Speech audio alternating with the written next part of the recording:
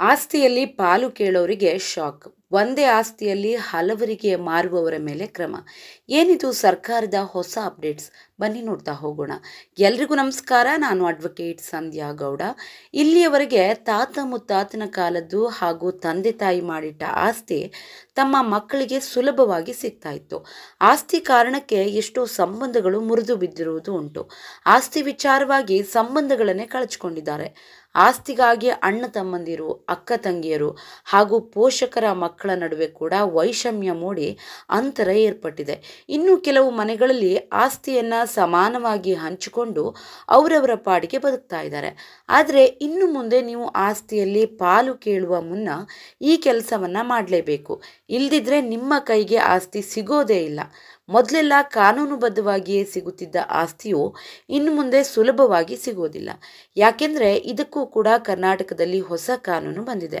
ಮೊದಲೆಲ್ಲ ತಂದೆ ತಾಯಿಯ ಆಸ್ತಿ ಮಕ್ಕಳಿಗೆ ಸೇರುತ್ತೆ ಎನ್ನುವ ಕಾನೂನಿತ್ತು.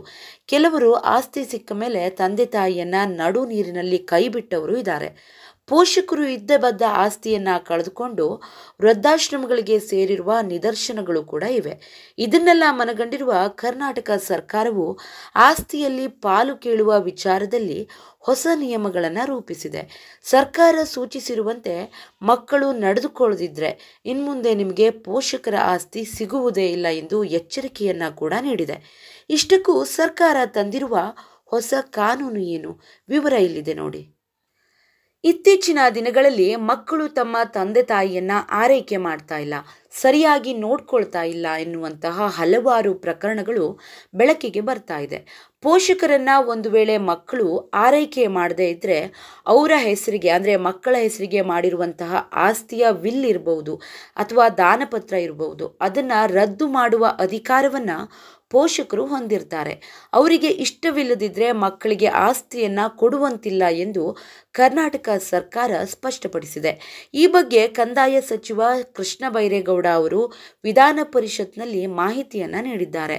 ತಂದೆ ತಾಯಿ ಹಾಗೂ ಮನೆಯ ಹಿರಿಯರನ್ನ ಆರೈಕೆ ಮಾಡದೇ ಇದ್ರೆ ತನ್ನ ಮಕ್ಕಳಿಗೆ ಅಥವಾ ಸಂಬಂಧಿಕರಿಗೆ ನೀಡಿರುವಂತಹ ವಿಲ್ ಇರಬಹುದು ಅಥವಾ ದಾನಪತ್ರದ ಮೂಲಕ ಆಸ್ತಿಯನ್ನ ನೀಡಿರಬಹುದು, ಅದನ್ನ ರದ್ದು ಮಾಡುವ ಅವಕಾಶವನ್ನ ಕೇಂದ್ರ ಸರ್ಕಾರದ ಪೋಷಕರು ಮತ್ತು ಹಿರಿಯ ನಾಗರಿಕರ ನಿರ್ವಹಣೆ ಮತ್ತು ಕಲ್ಯಾಣ ಕಾಯ್ದೆ 2007ರಲ್ಲಿ ನೀಡಲಾಗಿದೆ ಎಂದು ಸ್ಪಷ್ಟಪಡಿಸಿದ್ದಾರೆ. ಕೇಂದ್ರ ಸರ್ಕಾರವು ಈ ಸಂಬಂಧ 2007ರಲ್ಲೇ ಪೋಷಕರು ಮತ್ತು ಹಿರಿಯ ನಾಗರಿಕರ ನಿರ್ವಹಣೆ ಮತ್ತು ಕಲ್ಯಾಣ ಕಾಯ್ದೆಯನ್ನ ಜಾರಿಗೆ ತಂದಿದೆ. ಆದರೆ ಇದರ ಬಗ್ಗೆ ಜನಕ್ಕೆ ಮಾಹಿತಿಯೇ ಇಲ್ಲ. ಈ ಕಾಯ್ದೆಯ ಪ್ರಕಾರ ಮಕ್ಕಳು ಅಥವಾ ಸಂಬಂಧಿಕರು ಹಿರಿಯ ನಾಗರಿಕರನ್ನ ಆರೈಕೆ ಮಾಡಲೇಬೇಕಾಗತ್ತೆ. ಅವರಿಗೆ ವಯಸ್ಸಾದಾಗ ಔಷಧಿ ಸೇರಿದಂತೆ ಅವರ ಮಾಸಿಕ ಖರ್ಚಿಗೆ ಹಣವನ್ನು ಕೂಡ ಕೊಡಬೇಕಾಗತ್ತೆ.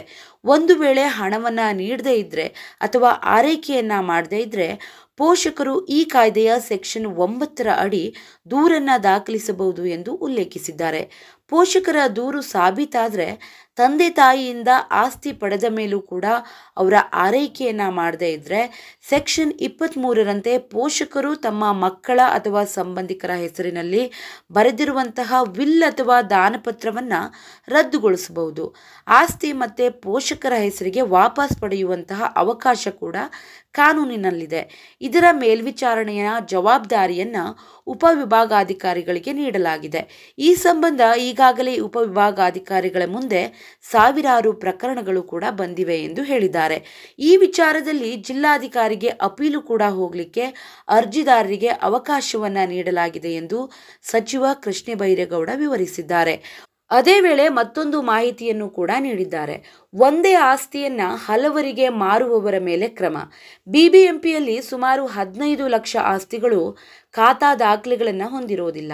ಇದರಿಂದ ತೆರಿಗೆಯೂ ಕಟ್ಟದ ಕಾರಣ ಸಾವಿರಾರು ಕೋಟಿ ರು ತೆರಿಗೆ ಪ್ರತಿ ವರ್ಷ ಸರ್ಕಾರಕ್ಕೆ ನಷ್ಟ ಉಂಟಾಗ್ತಾ ಇದೆ. ಖಾತೆ ಇಲ್ಲದೆ ನಕಲಿ ದಾಖಲೆಗಳನ್ನು ಸೃಷ್ಟಿಸಿ ನೋಂದಣಿ ಮಾಡುವ ಪ್ರಕ್ರಿಯೆಗೆ ಕಡಿವಾಣ ಬೀಳುತ್ತೆ. ಸ್ಥಳೀಯ ಸಂಸ್ಥೆಗಳು ಖಾತಾವನ್ನ ನೀಡಿರುವ ಆಸ್ತಿಗಳನ್ನು ಮಾತ್ರ ನೋಂದಣಿ ಮಾಡಬೇಕು.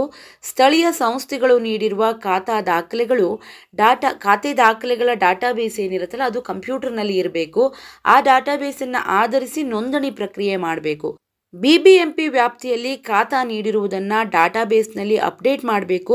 ಇದರಿಂದ ಖಾತೆಯಾದ ಆಸ್ತಿಗಳನ್ನು ಮಾತ್ರ ನೋಂದಣಿ ಮಾಡಬಹುದು. ಕಾಗದ ದಾಖಲೆಗಳ ಆಧಾರದಲ್ಲಿ ಯಾವುದೇ ಕಾರಣಕ್ಕೂ ನೋಂದಣಿಗೆ ಪರಿಗಣಿಸಬಾರದು.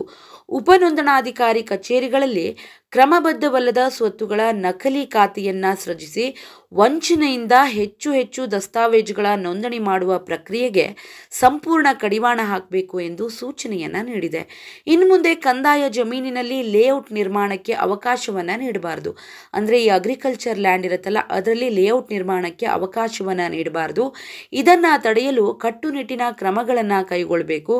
ಈಗಾಗಲೇ ಇರುವ ಲೇಔಟ್ಗಳ ಕುರಿತು ಸೂಕ್ತ ಕ್ರಮಗಳನ್ನು ಕೈಗೊಳ್ಳಬೇಕು ಎಂದು ಸೂಚಿಸಲಾಗಿದೆ. ನಿವೇಶನಗಳಲ್ಲಿರುವ ರಸ್ತೆಗಳನ್ನು ಸಾರ್ವಜನಿಕ ರಸ್ತೆಗಳಾಗಿ ಪರಿಗಣಿಸುವ ಕುರಿತು ಕ್ರಮವನ್ನು ಪರಿಶೀಲಿಸಬೇಕು. ನಗರ ಪ್ರದೇಶಗಳಲ್ಲಿ ಆಸ್ತಿಗಳ ಅಕ್ರಮ ನೋಂದಣಿಯನ್ನು ತಡೆಗಟ್ಟಲು ಆಸ್ತಿ ನೋಂದಣಿ ಮತ್ತು ಖಾತಾ ನಮೂದನ್ನು ಸರಳೀಕರಣಗೊಳಿಸಲು ಕಾವೇರಿ 2 ತಂತ್ರಾಂಶವನ್ನು ಈಗಾಗಲೇ ಪರಿಚಯಿಸಲಾಗಿದೆ ಮತ್ತು ಈ ಆಸ್ತಿ ತಂತ್ರಾಂಶಗಳ ಸಂಯೋಜನೆಯನ್ನು ಕಡ್ಡಾಯಗೊಳಿಸಲಾಗಿದೆ. ಸೊ ಅದನ್ನು ಬಳಸ್ಕೊಳ್ಬೇಕು. ಸೊ ನೋಡಿದ್ರಲ್ಲ ಇವತ್ತಿನ ಈ ಹೊಸ ಅಪ್ಡೇಟ್ಸನ್ನು. ವಿಡಿಯೋ ಇಷ್ಟ ಆಗಿದ್ರೆ ಲೈಕ್ ಮಾಡಿ, ಶೇರ್ ಮಾಡಿ ಮತ್ತು ಸಬ್ಸ್ಕ್ರೈಬ್ ಮಾಡೋದನ್ನು ಖಂಡಿತ ಮರಿಬೇಡಿ. Thank you so much.